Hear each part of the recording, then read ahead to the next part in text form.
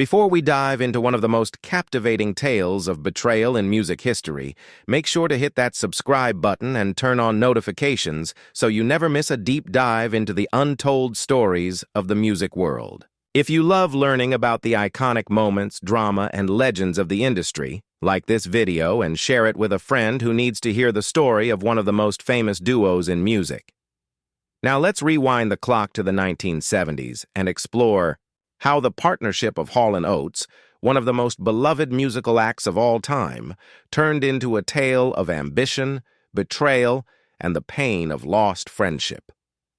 The music industry has seen many iconic figures, but few duos have captured hearts the way Hall & Oates did. From the infectious hooks of Rich Girl and Sara Smile to the anthems of the 80s like Man Eater and Private Eyes, Daryl Hall and John Oates had the world at their feet. Their unique blend of pop, rock, and soul created a sound that was not just memorable but transformative.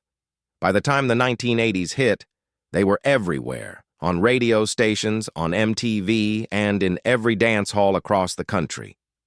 Hall & Oates were more than just a band. They were a cultural force, creating timeless hits that would define a generation. But behind the music, there was something darker brewing. What seemed like a perfect partnership would soon begin to unravel, eventually becoming a cautionary tale about trust, betrayal, and ambition. In this video, we're going to explore the rise of Hall & Oates, the tensions that grew between them, and the shocking betrayal that tore apart what once seemed unbreakable. The story of their falling out not only speaks to the fragility of fame and friendship, but also reminds us of the cost of creative differences, personal desires, and business decisions in the ruthless world of music. The story of Hall & Oates begins back in 1967, when Daryl Hall and John Oates met at Temple University in Philadelphia. The two were drawn together by their shared love of music, particularly pop, soul, and rock. This was the late 60s, a time when the music scene was in the midst of incredible evolution, and Hall & Oates would become part of that transformation. Their first meeting was at a local Battle of the Bands event, a quintessential setting for the beginning of any great musical collaboration. It was a match made in musical heaven. Daryl Hall, with his smooth, soulful voice, had the creative edge, while John Oates, the skilled guitarist, was a business-minded thinker with a knack for making things happen. This balance between artistry and practicality became the foundation of their partnership. What made their union even more powerful was their shared ambition. The duo was clear about what they wanted, to be successful, but also to create something authentic that resonated with people. They formed a strong bond both musically and personally, and by the early 70s, they were making a name for themselves. But their initial rise wasn't without struggle. While they knew they had something special, they also faced numerous challenges trying to define their sound and gain industry recognition. It wasn't until the release of their self-titled album in 1975 that they finally started to make waves. By the time the late 70s arrived, Hall & Oates had built an identity. They fused elements of soul, rock, and pop into a sound that was uniquely their own. Their ability to blend genres and make music that felt both fresh and timeless was a defining trait. And as the 1980s rolled in, they hit the big time. Songs like Rich Girl, 1977, and Sara Smile, 1975, not only put them on the map, but solidified their place in pop music history. As their fame grew, so did their influence. But it was more than just the music. The duo became a symbol of the times. Two young men who had come from humble beginnings and worked their way to the top, crafting songs that reflected their lives, their loves, and their personal struggles. However, as the hits stacked up, cracks began to form beneath the surface. The pressures of fame and the inevitable strain of working with someone so closely started to take its toll. Hall's growing dissatisfaction with the creative direction of their music and the dynamics of their partnership became evident. But he wasn't the only one feeling the pressure. Oates, too, was grappling with his own set of challenges. It was around this time that Hall began to feel trapped within the Hall & Oates brand. While the duo had enjoyed massive success, Hall, ever the innovator, began to feel as though they were no longer pushing the boundaries of music. He wanted to evolve, to experiment with new sounds, but Oates was more focused on maintaining the formula that had brought them success. This was when the first signs of a rift began to surface. The growing frustration between the two men became palpable. Hall, who had always been the creative driving force behind their music, wanted to explore new styles and ideas, but Oates, who had always been more pragmatic, was content with sticking to the tried-and-true formula that had made them stars. Hall's dissatisfaction led him to pursue solo projects, marking the beginning of a deeper divide.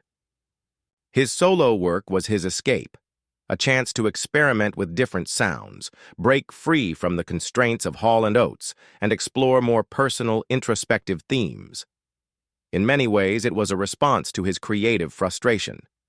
He wanted to challenge himself artistically, but the reality was that Oates had a very different vision of their future. For Oates, the partnership was more than just about creating new music. It was about sustaining the success they had already achieved. He wanted to keep the Hall & Oates brand alive and well, which meant sticking with what worked. For Hall, however, this approach stifled his artistic expression. As time passed, the differences between them only deepened. Their creative divide became more pronounced, and Hall's frustration turned to resentment. What had once been a mutually beneficial partnership now felt increasingly one-sided. And then Oates made a decision that would prove to be the breaking point. Without consulting Hall, Oates moved forward with a major business decision, selling his share of their joint company to Primary Wave Music, a company that had been known for acquiring the publishing rights to famous artists' works.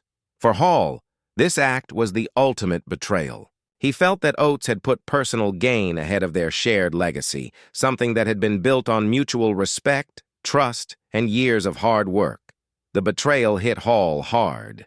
In his mind, Oates had effectively pulled the rug out from under him, dismantling the very foundation they had built together. This wasn't just a business deal. It was a personal betrayal that threatened to unravel everything they had worked for. The fallout from Oates's decision was swift and severe. Hall filed a lawsuit against his partner, seeking to block the sale of their joint company. This wasn't just about money. It was about protecting the legacy of Hall & Oates and the partnership they had once shared. In the midst of this legal battle, Hall reflected on how far they had fallen. The pain was clear in his words as he spoke about the betrayal. The relationship that had once been built on mutual trust and artistic ambition had transformed into a battle over ownership and control. In interviews, Hall described his feelings of betrayal in no uncertain terms. He called Oates's actions bad faith and expressed how deeply disturbed he was by the decision. For Hall, this wasn't just a financial disagreement. It was a personal blow that had shattered the very foundation of their friendship and partnership. Oates, on the other hand, seemed more pragmatic. In interviews, he admitted that he had been thinking of ending the partnership long before the lawsuit. He defended his decision, claiming that Hall's desire to be seen as an individual and his growing frustration with the partnership had made it clear that they were no longer on the same page. Oates also emphasized the importance of moving forward, of acting in what he believed was the best interest of his future. But for Hall, the betrayal was too much to ignore. The bond they had shared for decades was broken, and there was no going back. As the years went on, Hall and Oates continued to perform separately. Oates pursued his solo career, while Hall focused on his own musical projects and ventures. Their personal relationship was strained, but their music remained as popular as ever. Their hits continued to play on the radio, in TV shows, and in movies, keeping their legacy alive despite their personal differences. But Hall couldn't escape the painful truth. Their partnership, once the pride of their lives, had become a painful reminder of what they had lost. The music that had once brought them together now seemed like a distant memory, a reminder of what could have been. Yet despite the years of conflict and hurt, Hall also acknowledged the importance of their shared history. The songs they created together were, and still are, beloved by fans around the world. Their music will always be a part of the cultural landscape, even if the duo themselves are no longer in harmony.